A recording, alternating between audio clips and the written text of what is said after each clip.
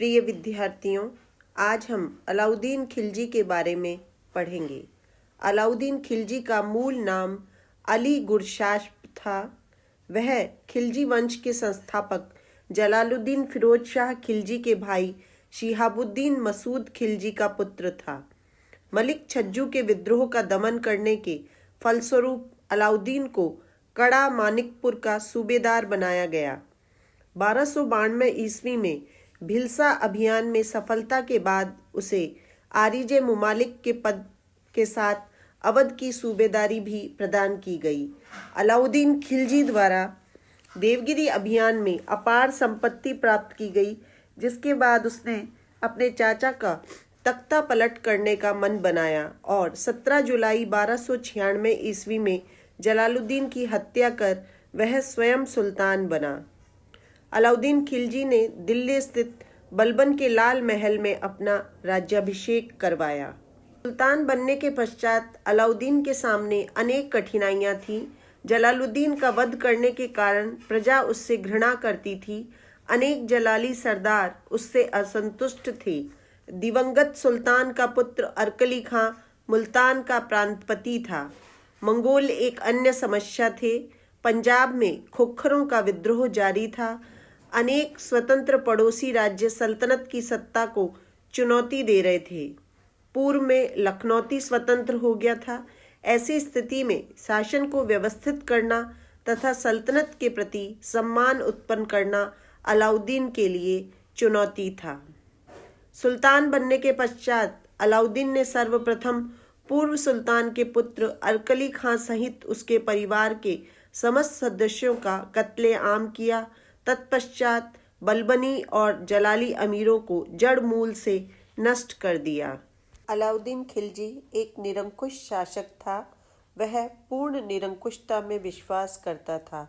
उसका राजत्व सिद्धांत मुख्य रूप से 3 बातों पर आधारित था: शासन की निरंकुशता, धर्म और राजनीति का पृथक्कीकरण तथा साम्राज्यवाद। अलाउद्दीन ने बलबन द्वारा प्रस्तुत निरंकुशता के सिद्धांत को और प्रबल बनाया। बलबन ने शासक को ईश्वर का प्रतिनिधि घोषित किया था, किंतु अलाउद्दीन के अनुसार सत्ता का स्रोत शक्ति में निहित है। शासक अपनी शक्ति से सत्ता प्राप्त करता है, न कि ईश्वर की अनुकंपा से। अलाउद्दीन सल्तनत का प्रथम सुल्तान था जिसने राजनीति को धर्म से पृथक किया। उसने खलीफा की सत्ता को मान्यता दी, लेकिन प्रशासन में उनके हस्तक्षेप को स्वीकार नहीं किया। उसने शासन में न तो इस्लाम धर्म के सिद्धांतों का सहारा लिया, न उलेमा वर्ग से सलाह ली और न ही खलीफा के नाम का सहारा लिया।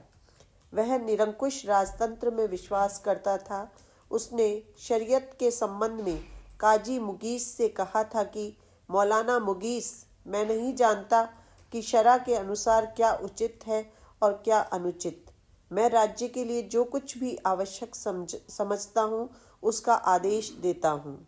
अलाउद्दीन ने यामीन उल खिलाफत नासिर अमीर उल मुमनीन की उपाधि धारण की। खजाइनुल फतह में अमीर खुसरो ने अलाउद्दीन को विश्व का सुल्तान, पृथ्वी के शासकों का सुल्तान, युग का विजेता, जनता का चरवाहा आदि उपाधियों से विभूषित किया।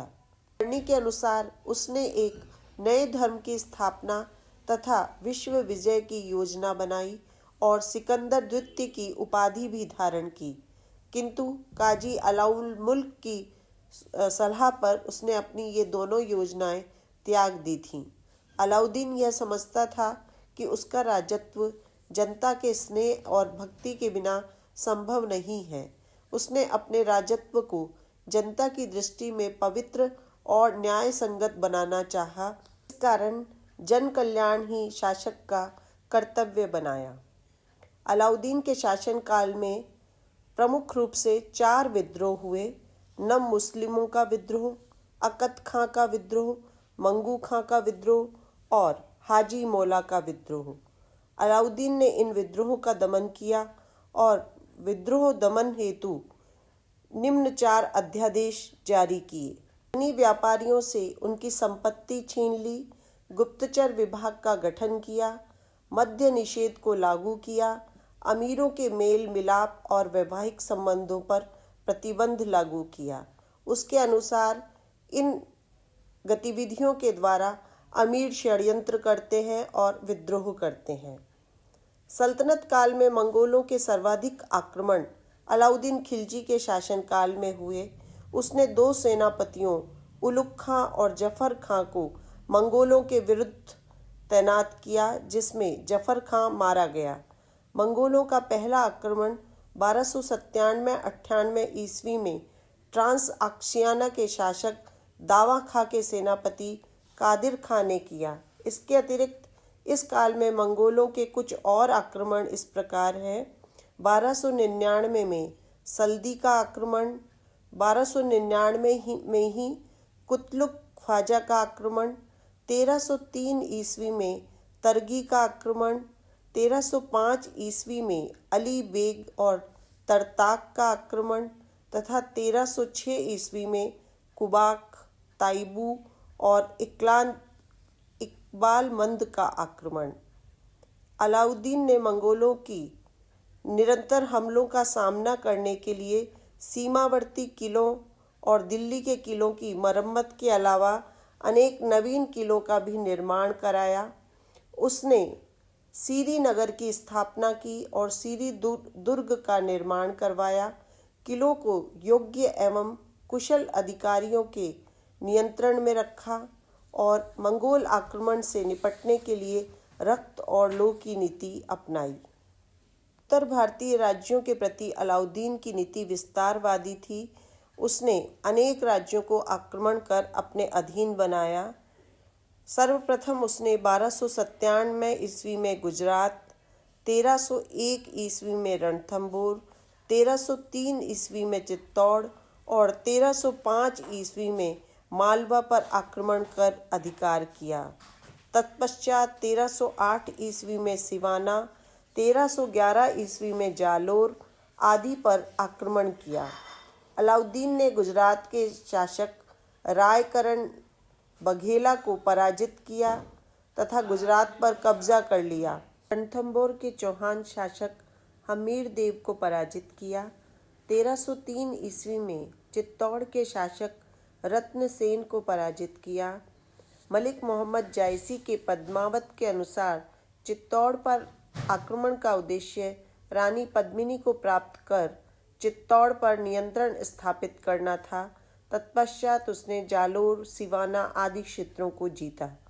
अलाउद्दीन ने दक्षिण भारत की ओर देवगिरी पर 1306-7 ईस्वी में मलिक काफूर के अधीन राजा रामचंद्र के विरुद्ध सेना भेजी। रामचंद्र पराजित हुआ और अधीनता स्वीकार कर ली। अलाउद्दीन ने उसे उचित सम्मान दिया, जिससे देवगिरी का उपयोग दक्षिण के अन्य राज्यों के विरुद्ध किया जा सके। अलाउद्दीन ने वारंगल के शासक प्रताप रुद्र देव को भी पराजित किया और उसने भी अधीनता स्वीकार कर ली। दूसरी ओर अलाउद्दीन को नियमित आर्थिक आय भी प्राप्त होती रही। खजाने पर बिना किसी भार के उसने दक्षिण अभियान को पूरा किया। 1311 ईस्वी में अलाउद्दीन ने मलिक काफूर के नेतृत्व में एक सेना दार समुद्र भी भेजी। द्वार समुद्र होयसल राज्य की राजधानी थी। वहाँ का शासक वीर बल्लाल तृतीय था। दार समुद्र ने भी अधीनता स्वीकार कर ली और बाध्य होकर संधि स्वीकार की, जिसके तहत वार्षिक कर देना स्वीकार किया। द्वार समुद्र के बाद मलिक काफूर पांड्य राज्य के लिए कूच किया। पांड्य राज्य में सुंदर पांड्य और वीर पांड्य के मध्य उत्तराधिकार संघर्ष चल रहा था।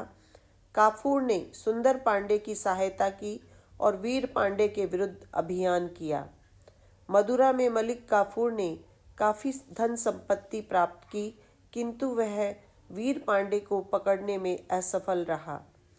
इस कारण पांड्य राज्य अलाउद्दीन की अधीनता में नहीं आया, किंतु धन प्राप्ति की दृष्टि से यह सबसे सफल अभियान था। मलिक काफूर का दक्षिण में अंतिम अभियान देवगिरी के विरुद्ध था। उसने 1323 ईस्वी में रामचंद्र की मृत्यु के बाद उसके पुत्र शंकर देव के विरुद्ध अभियान किया। शंकर देव मारा गया और देवगिरी का अधिकांश भाग सल्तनत में मिला लिया गया। मध्यकालीन भारतीय इतिहास में अलाउद्दीन का महत्व सिर्फ उसके सैनिक अभियानों के कारण नहीं, बल्कि उसके बाजार नियंत्रण एवं मूल्य निर्धारण नीति के कारण है।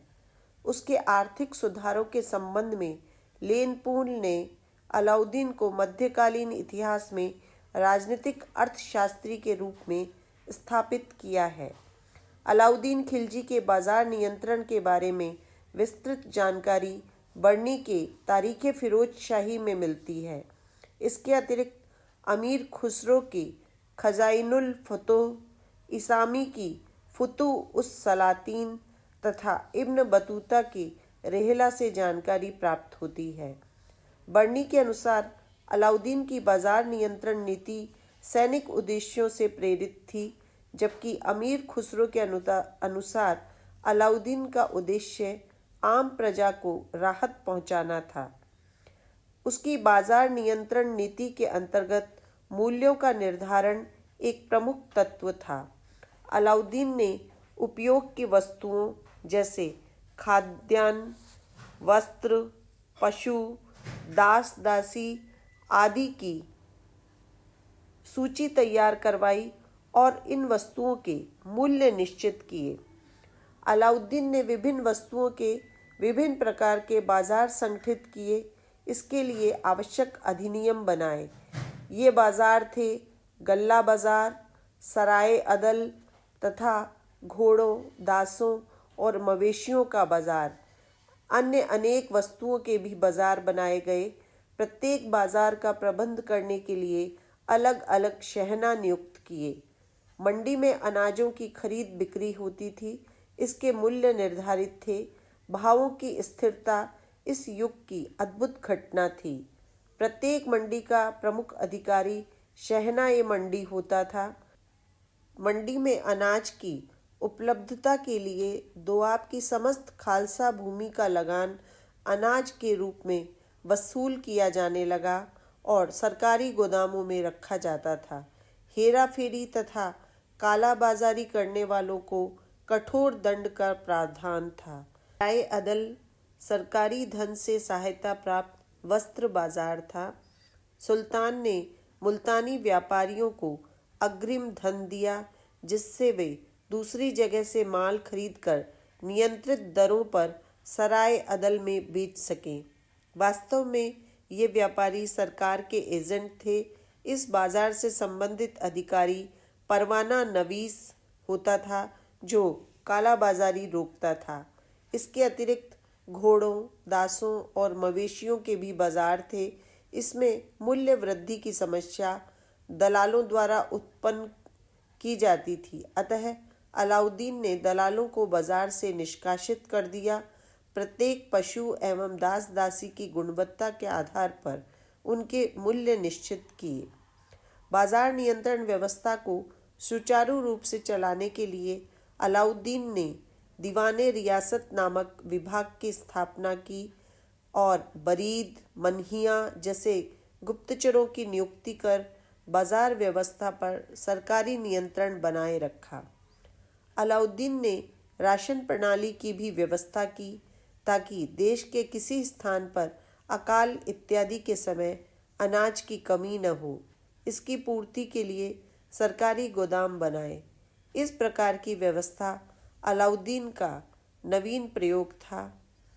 अलाउद्दीन ने मलिक कबूल को शहना-ए-बाजार अधीक्षक नियुक्त किया। अलाउद्दीन भारत का पहला मुस्लिम शासक था जिसने भूमि की वास्तविक आय पर राजस्व निश्चित किया था।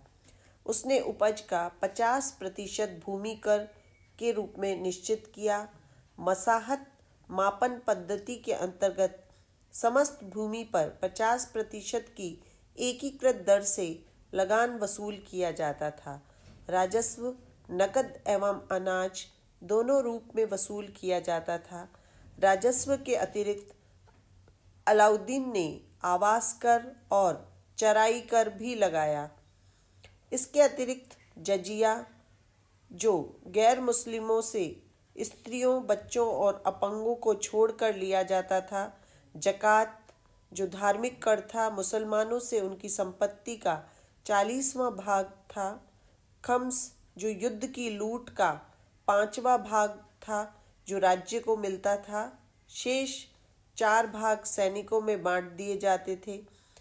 अलाउद्दीन और मोहम्मद तुगलक ने इस नियम का उल्लंघन करते हुए 5 में से 4 भाग राज्य को तथा 1 भाग सैनिकों को दिया।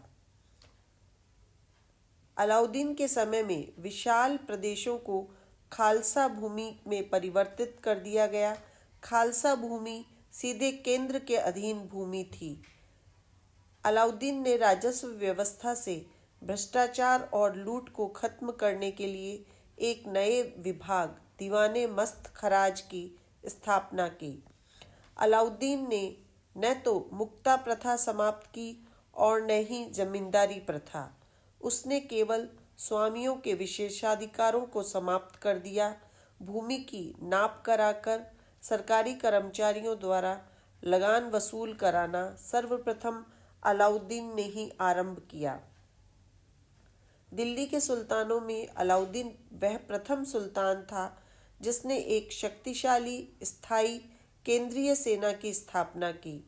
फरिश्ता के अनुसार उसकी सेना में 4,75,000 अश्वारोही थे। अलाउद्दीन खिलजी के समय में मंगोल सैन्य वर्गीकरण का सल्तनत की सेना में पूर्णतः क्रियान्वित किया। सेना की इकाइयों का विभाजन 100, 1000 और 10,000 पर आधारित था, जो मलिकों, खानों, अमीरों और सिपहलसारों के अधीन थे। अलाउद्दीन ने सैनिकों का हुलिया रखने की प्रथा तथा घोड़ों को दागने की प्रथा आरंभ की। निरीक्षण करके नियुक्त किए गए सैनिकों को सरकारी भाषा में मुर्रतब कहा जाता था। 10,000 की सैनिक टुकड़ियों को तुमन कहा जाता था। सैनिकों को नगद वेतन देने की प्रथा की शुरुआत करने वाला भी अलाउद्दीन पहला सुल्तान था। उसके समय में सैनिकों की भर्ती सेना मंत्री द्वारा की जाती थी। अलाउद्दीन की बाजार व्यवस्था का मुख्य उद्देश्य भी सैनिकों के वेतन में कमी करके मूल्यों को बढ़ने से रोकना था, जिससे कम वेतन पर बड़ी सेना आराम से रखी जा सके। अलाउद्दीन खिलजी मध्य युग के शासकों में एक अत्यंत महत्वपूर्ण और सफल शासक था। वह साम्राज्यवादी शासक था। उसने अपने राज्य का अभूतपूर्व विस्तार किया और दक्षिण भारत तक अपनी विजय पताका फहराई। वह एक शक्ति संपन्न शासक था और उसने सुल्तान की निरंकुशता को चरम सीमा पर पहुंचा दिया। उसने शासन के नवीन कार्यों और नवीन पद्धतियों को आरंभ किया। एक शक्तिशाली सेना का गठन किया। केंद्र पर एक विशाल स्थायी सेना की नियुक्ति, घोड़ों को दागने की प्रथा, हुलिया लिखा जाना आदि उसकी नवीन योजनाएं थीं। भूमि की पैमाइश, बाजार नियंत्रण व्यवस्था आदि भी उसके शासन की विशेषता रही। अलाउद्दीन खिलजी एक महान निर्माता तथा विद्या प्रेमी शासक था। उसने सीरी का किला, 1000 खंबा महल तथा अनेक तालाब और सराय बनवाई। कुतुब मीनार के निकट उसके द्वारा बनाया गया अलाई दरवाज़ा आरंभिक तुर्की कला का श्रेष्ठ नमूना माना जाता है। अलाउद्दीन ने अमीर खुसरो एवं अमीर हसन देहलवी नामक विद्वानों को भी संरक्षण प्रदान किया। अपने अंतिम दिनों में अलाउद्दीन एक असाध्य रोग से पीड़ित हो गया और इस समय मलिक काफूर ने दरबार में अपना प्रभाव स्थापित कर लिया। 4 फरवरी 1316 ईस्वी में अलाउद्दीन का निधन हो गया। उसे दिल्ली में जामा मस्जिद के बाहर उसके मकबरे में दफनाया गया।